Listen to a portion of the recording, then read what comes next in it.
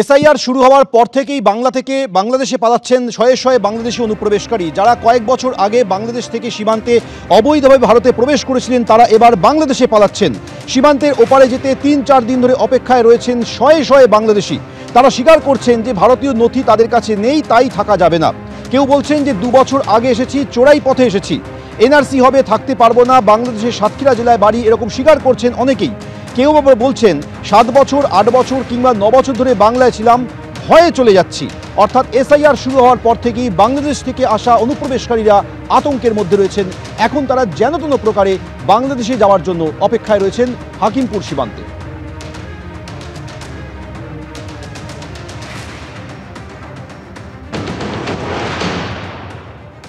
গতকাল পর্যন্ত যারা ছিলেন তাদের কাছে দুপুরেই বাংলাদেশে পাঠিয়ে দেওয়া হয়েছে। কিছুক্ষণ আগে বসিরহাট থেকে একদল এসে পৌঁছেছেন। ক্যামেরাম্যান দীপ্ত তোমাকে ছবিটা দেখাচ্ছে যে এখানে যারা এসে পৌঁছেছেন তাদের সাথে কথা বলার চেষ্টা করব। আপনি কত সালে এখানে এসেছিলেন?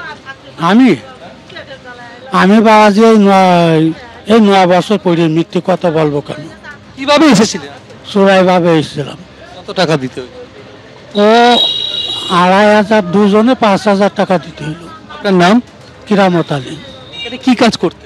এখানে বাবাজি আমি এখন ওই মিথ্যে কথা বলবো না, আগে কাঠামো কাজটা ওটা করতাম, এখন আমি ওই যা বাড়ি তাই একটু করি, বঞ্চ আমার এরা ওটা করি। চলে যাচ্ছেন কেন এখান থেকে? এখানে সব থাকতে দিচ্ছে না, সব বলছে এখানে বলছে থাকা যাবে না। কেন থাকা যাবে? কাগজপাতি নেই তাই সব বলতে, কাগজপাতি নেই তাই। কাগজ নেই কোনো আপনাদের? না বাবাজি আমাকে কোনো কাগজপাতি নেই। না কি করার চেষ্টা করো কি জন্য বাবাজি বলেন?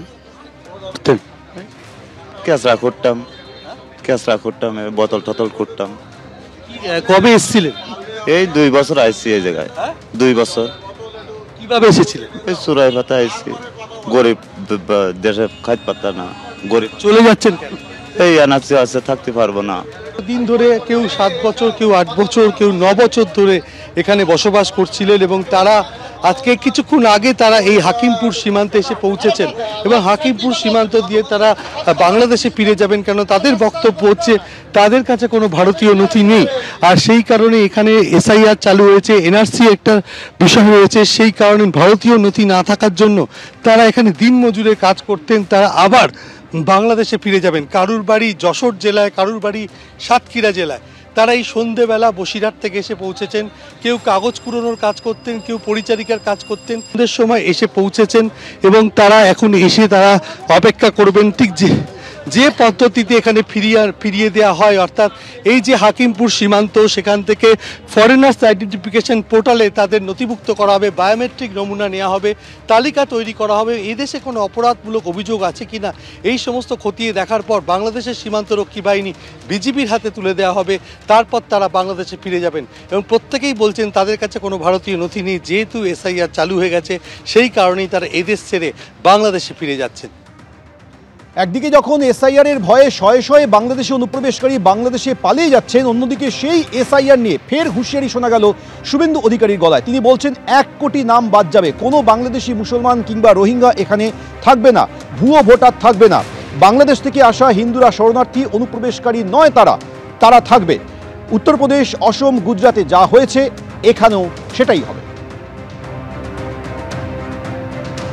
শুধু এসআইআর এর কাজটা ঠিকঠাক করে করুন। আমাদের সঙ্গে ওদের তফাৎ কত? আমরা ২,৩৩,২৭,০০০, ওরা ২,৭৫,০০,০০০। এসআইআর এ লিখে রাখুন, যতই আইপ্যাক ব্যাকপ্যাক করো না কেন, বাবার সঙ্গে মায়ের সঙ্গে, বাবাকে শ্বশুর, শ্বশুরকে বাবা, আর জামাইকে ছেলে, ছেলেকে জামাই বানাও না কেন, ১ কোটি নাম উড়ে যাবে যাবে যাবে যাবে যাবে। কোন মৃত নাম থাকবে না, ফেক ভোটার থাকবে না, ডবল ট্রিপল এন্ট্রি থাকবে না। বাংলাদেশ থেকে যে হিন্দু এসেছে তারা অনুপ্রবেশকারী নয়, তারা শরণার্থী, তারা থাকবে। বাংলাদেশের মুসলমান আর রোহিঙ্গারা পালাবে। কার্বলিক অ্যাসিড ঢেলেছে ইলেকশন কমিশন গর্তে, পিল পিল করে পালাচ্ছে। আমি বলি এদের জেলে দেওয়ার পালা, তাড়াতাড়ি পালা, নইলে নইলে আসামে যা হয়েছে, ইউপি গুজরাট যা করেছে, এখানেও বিজেপি সরকার এলে এই অবৈধ অনুপ্রবেশকারীদের রাখবে না। ওনারা প্রথম থেকে যে 1 কোটি রোহিঙ্গা, 1 কোটি লোকের নাম বাদ যাবে, এই সংখ্যাটা বলছেন কোথা দিয়ে? আর সবচেয়ে বড় বক্তব্য হচ্ছে প্যাক আই প্যাক যাই বলুন না কেন, সোজা কথা হচ্ছে যে এই যে বিএলওদেরকে উনি বলছেন, বিএলও তো শুধু পশ্চিমবঙ্গে প্রাণ হারাচ্ছে না, রাজস্থানের বিএলও প্রাণ হারিয়েছে, গুজরাটের বিএলও প্রাণ হারিয়েছে, ওখানে তো তৃণমূল নেই। কারণ মমতা বন্দ্যোপাধ্যায় প্রথম দিন থেকে বলেছিলেন এটা 2 বছরের টাস্ক, এটাকে 2 মাসে করা যায় না। আপনারা বলেই খালাস যে সরকারি কর্মচারীদের করতে হবে, সেই মানুষগুলোর কি পরিস্থিতি হবে ভাবুন। সেদিনকে শোনেননি, আজকে তাদের এই পরিস্থিতি হয়েছে। আর 2 নম্বর বক্তব্য হচ্ছে যে আমার কথা, বাংলাদেশ থেকে যদি কোনো অনুপ্রবেশকারী ঢুকে থাকে তাদেরকে আটকানোর দায়িত্ব ছিল আপনার মোটা ভাইয়ের। সারদা থেকে বাঁচতে যার হাঁটু জড়িয়ে ধরে, একদম মেটে সাপের মতো যার হাঁটু জড়িয়ে ধরেছিলেন বিজেপিতে যাওয়ার জন্য, তার দায়িত্ব ছিল, তিনি আটকাতে পারেননি। রিপোর্ট করার দায়িত্ব সেন্ট্রাল গভর্নমেন্টের ছিল, করতে পারেননি। এবিপি আনন্দ, এগিয়ে থাকে, এগিয়ে রাখে।